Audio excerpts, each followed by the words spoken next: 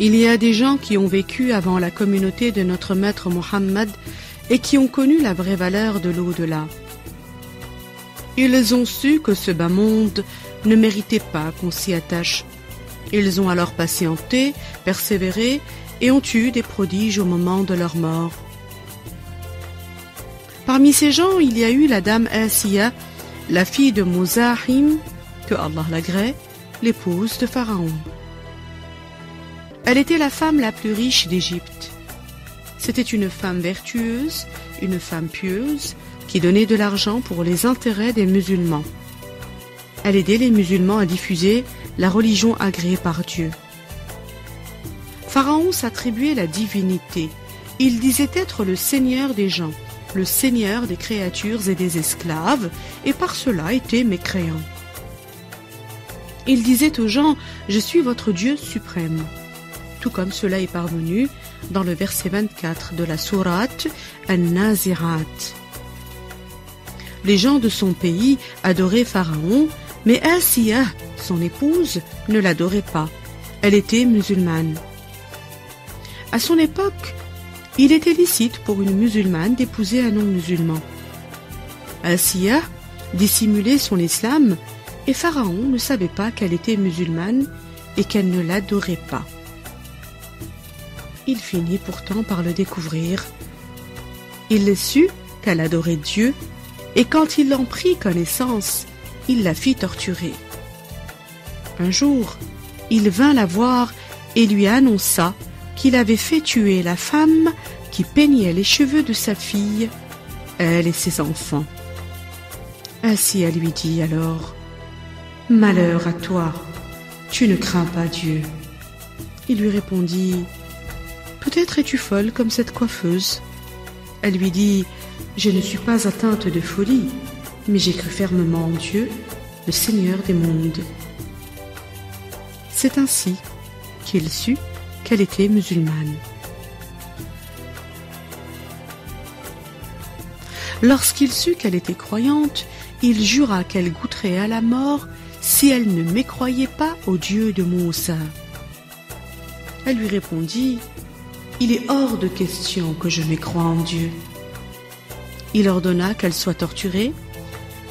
Il fit planter dans le sol 4 pieux auxquels il attacha ses mains et ses pieds, puis la fit fouetter sous la chaleur intense du soleil. Elle invoqua alors Dieu et demanda au Seigneur des mondes, Allah, de la délivrer de Pharaon et de ses actes.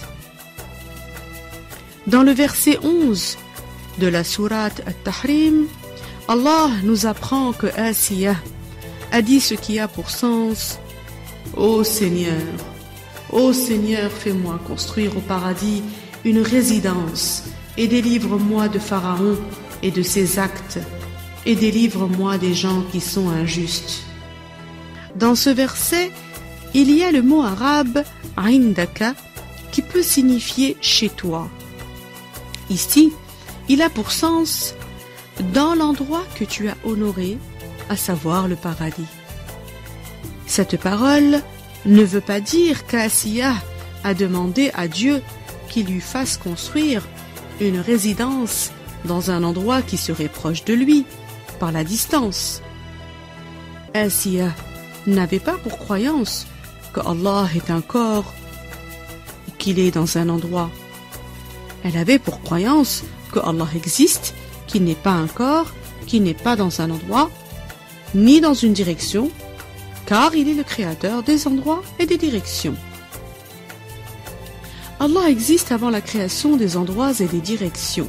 Il existe sans endroit, sans direction. Il existe après la création des endroits et des directions, sans endroit, sans direction. Il ne change pas, car le changement concerne les créatures. Ce qui change a besoin de qui le fait changer et a un début. Allah n'a pas de début et ne change pas. C'est pour cela que nous disons que Dieu existe avant le temps, avant les endroits et les directions, sans endroit ni direction, et après la création de toutes ces choses, il ne change pas, il existe sans endroit ni direction. Le terme indaka dans le verset veut dire l'endroit que tu as honoré, à savoir le paradis. Allah dévoila à Asiya la résidence qui l'attend au paradis alors qu'elle était sous la torture. Elle vit sa place au paradis, le palais qui l'y attendait, et les anges de la miséricorde vinrent à elle pour lui faire de l'ombre et la protéger de la chaleur du soleil. Elle fut torturée jusqu'à ce qu'elle meure. Bonheur à celui qui œuvre et qui se prépare pour son au-delà. Bonheur à celui qui patiente et qui persévère sur la foi et sur l'obéissance à Allah Azza wa Jal. Les prophètes sont les meilleurs des humains, et les humains qui atteignent la sainteté sont après les prophètes les meilleurs des gens, que le saint soit homme ou femme. Maryam alayha salam, fille de Imran, était une sainte. Elle était la meilleure des femmes de toute l'humanité. Parmi toutes les femmes, la meilleure est Maryam, la fille de Imran, la mère de Isa alayhi salam. Par ordre de mérite, juste après Maryam, vient Fatima, la fille de notre prophète Mohammed, puis vient en troisième position Notre-Dame Khadija, la fille de Khuwaylid, qui était l'épouse de notre prophète Mohammed et qui était la mère de Notre-Dame Fatima. Puis vient ensuite dans l'ordre de mérite Asiya, la femme de Pharaon.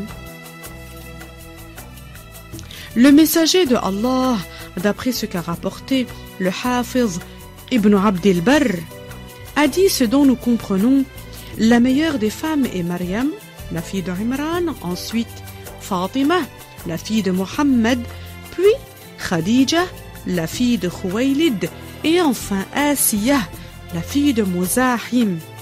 Ces 4 femmes sont les meilleures femmes de toute l'humanité dans l'absolu. Il n'y a pas une femme qui les dépasse dans le degré. Que Allah t'élève en degré, ô Mohammed, ô mon prophète, toi mon intercesseur au jugement dernier, toi qui m'as enseigné le bien, toi qui m'as montré la voie des bien guidés.